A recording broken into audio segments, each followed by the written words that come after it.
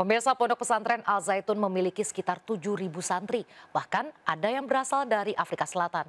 Kini muncul isu Al Zaitun terafiliasi Negara Islam Indonesia atau NII, organisasi yang sudah dinyatakan terlarang oleh pemerintah. Dan berikut liputan Tim Delik RCTI.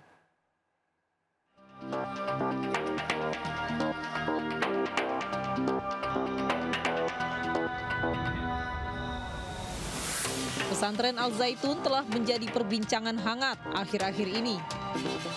Hal ini dipicu oleh beredarnya sejumlah video yang menggambarkan aktivitas tidak lazim di dalam pesantren. Dari video yang beredar pun muncul banyak spekulasi tentang ajaran menyimpang di dalam pesantren Al Zaitun. Dia terindikasi paham yang menyimpang. Dari mana dibuktikan? Pernyataannya dia yang menyatakan bahwa salah satunya Kitab Al-Quran itu bukan kalam Allah, tetapi dawuhnya Rasulullah. Lalu ada lagi yang lebih mengkhawatirkan dan meresahkan. Loh, sholatnya kok bercampur? Didirikan pada 1996 oleh Yayasan Pesantren Indonesia yang dipimpin oleh Imam Supriyanto, pesantren yang berlokasi di Indramayu, Jawa Barat ini diresmikan langsung oleh Presiden Republik Indonesia ketiga B.J. Habibie pada 1999. Dalam perjalanannya, pesantren terbesar di Asia Tenggara ini memiliki murid yang tersebar di Indonesia hingga sejumlah negara asing lainnya.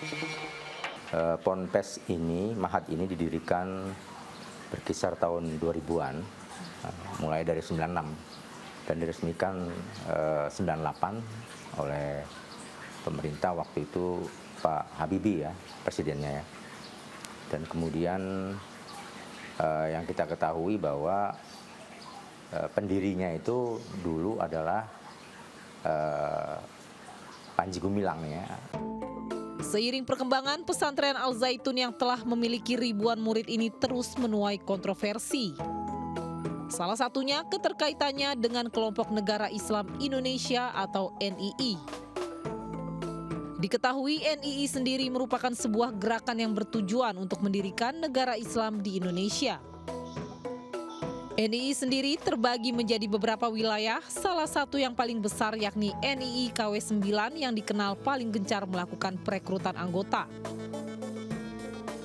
Ya, Al Zaitun itu sebenarnya hanyalah salah satu outlet kamuflase saja ya dari gerakan yang besar di bawahnya namanya gerakan NII NII KW 9. Negara Islam Indonesia, Komandemen Wilayah 9. Ini merupakan NII yang mengalami defeksi.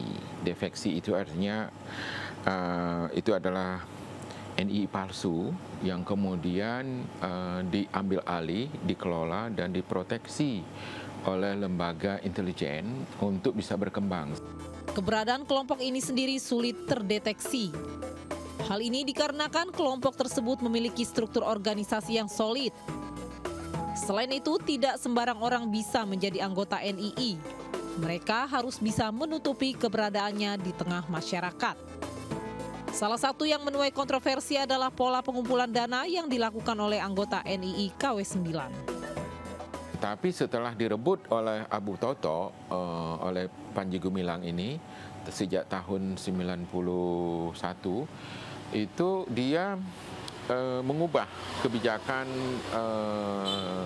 pengumpulan dananya secara sangat brutal ya, secara sangat progresif. Dan jumlah yang terkumpul pada waktu itu dari 2 juta orang itu bisa mencapai jumlah yang miliaran rupiah.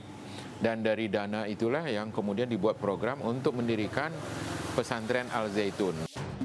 Namun hal itu dibantah oleh pimpinan Pondok Pesantren Al Zaitun, Panji Gumilang.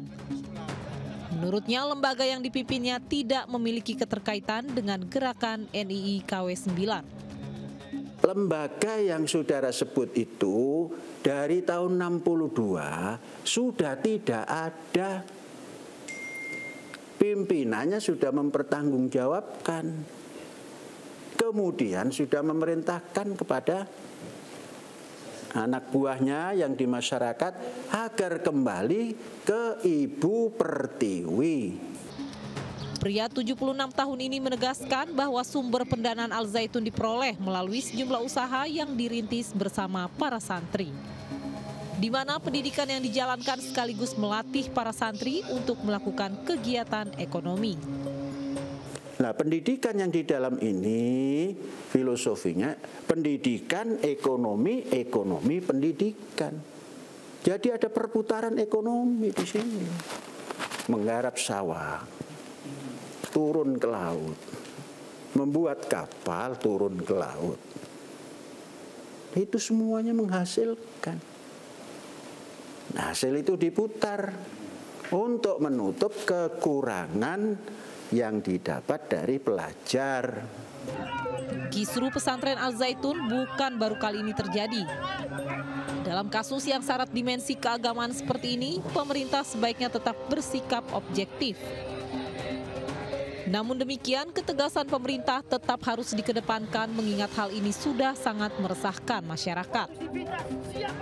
Saatnya lembaga pendidikan kembali ke tujuan utamanya, yakni mencerdaskan dan bersih dari pandangan maupun ajaran yang dianggap menyimpang dan bertentangan dengan ideologi bangsa.